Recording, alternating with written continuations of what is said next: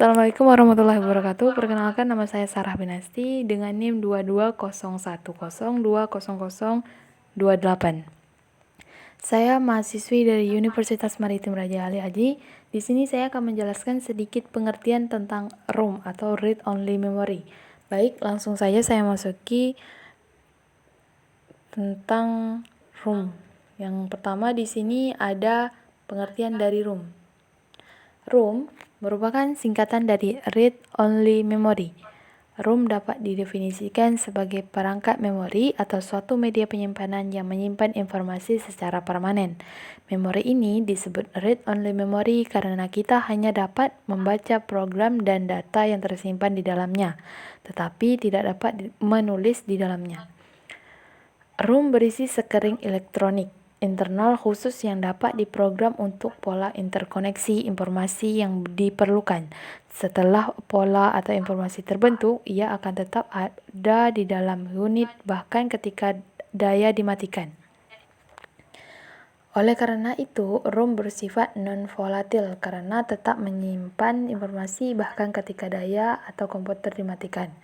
Program BIOS yang juga ada pada memori komputer atau ROM dijalankan oleh mikroprosesor komputer untuk memulai komputer selama proses booting. Hal ini memungkinkan kita untuk membuka komputer dengan menghubungkan komputer dengan sistem operasi. Selanjutnya yaitu ada fungsi ROM. Fungsi ROM ini terbagi menjadi 3. Yang pertama, memasang sistem instruksi kontrol dan semua program komputer. Semua instruksi kontrol yang diperlukan untuk pengoperasian sistem komputer dan komponen hardware-nya seperti keyboard, mouse, printer, dan lain sebagainya. Yang kedua, ROM berisi BIOS, Basic Input Output System, atau sebagai bootloader. Ketika user menyalakan PC atau laptop, maka program bootloader ini dimuat ke dalam RAM untuk mengontrol semua aktivitas komputer. Yang ketiga, yaitu menyimpan firmware komputer. ROM akan menyimpan firmware berupa software atau perangkat lunak yang biasanya berhubungan dengan piranti sistem komputer seperti ROM dan BIOS. Selanjutnya ada jenis-jenis ROM. Di sini jenis ROM dibagi menjadi 5. Yang pertama ada MROM atau Masked Read Only Memory.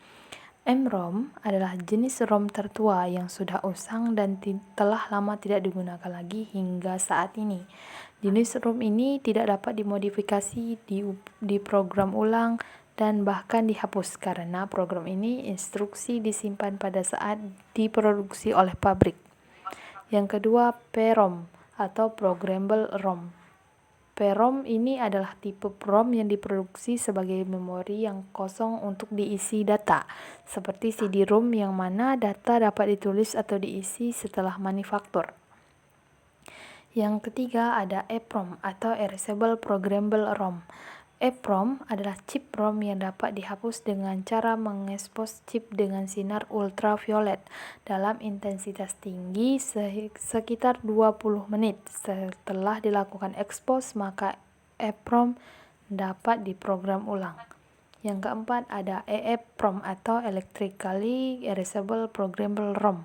EEPROM adalah tipe ROM yang dapat dihapus secara elektrik menggunakan sebuah emisi elektron lapangan Fowler-Northrop tunneling. Proses ini lebih mudah dari EPROM. Jenis ROM ini juga dapat diprogram ulang sekitar 10.000 kali. Yang terakhir ada Flash ROM. Flash ROM adalah versi ROM lanjutan dari EEPROM. Jenis ROM ini dapat menyimpan informasi dalam area sel memori berupa transistor floating gate. Kita dapat menghapus atau menulis blok data sekitar 512 byte pada waktu tertentu. Selanjutnya ada karakteristik RAM dan ROM. Yang pertama yaitu karakteristik RAM. Karakteristik RAM terbagi menjadi 5. Yang pertama, RAM memiliki chip yang digunakan dalam operasi normal komputer seperti memulai dan memuat sistem operasi maupun program. Yang kedua, memiliki kecepatan yang cukup tinggi dalam membaca dan menulis. Yang ketiga, Data yang digunakan atau yang tersimpan dalam RAM yang tersedia selama komputer berjalan. Yang keempat, RAM memiliki chip yang memungkinkan kita untuk menyimpan data dalam beberapa GB atau gigabyte. Yang kelima, RAM juga memfasilitasi perangkat PC 32 bit dengan kapasitas maksimum 4 GB RAM. Sedangkan PC 64 bit dapat menggunakan kapasitas RAM sebesar 16 GB.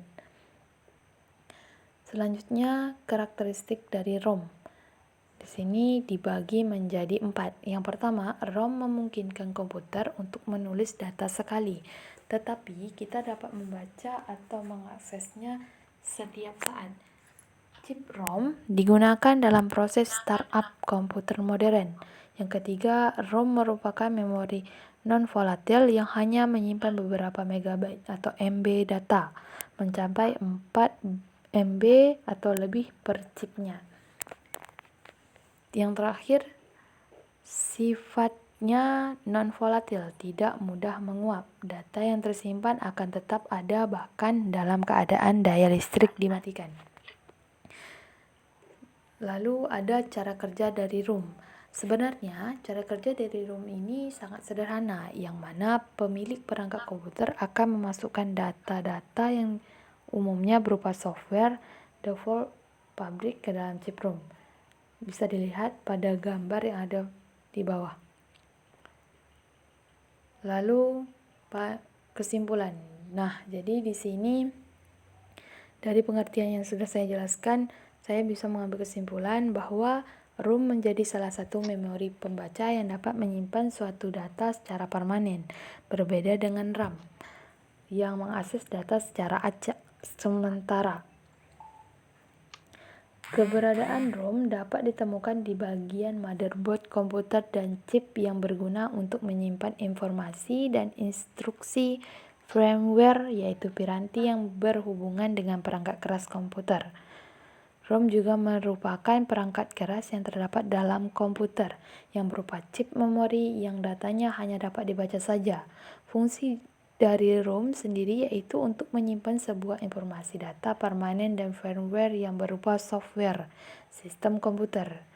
ROM juga memiliki cara kerja yang mana cara kerja dari ROM adalah cukup sederhana, yaitu ROM akan diandalkan user komputer untuk menyimpan data berupa software default atau bawaan dari pabrik ke dalam chip ROM. Baik, hanya itu saja yang bisa saya sampaikan. Semoga bermanfaat. Terlebih dan terkurang saya mohon maaf. Saya akhiri dengan wabillahi taufiq wal hidayah. Wassalamualaikum warahmatullahi wabarakatuh.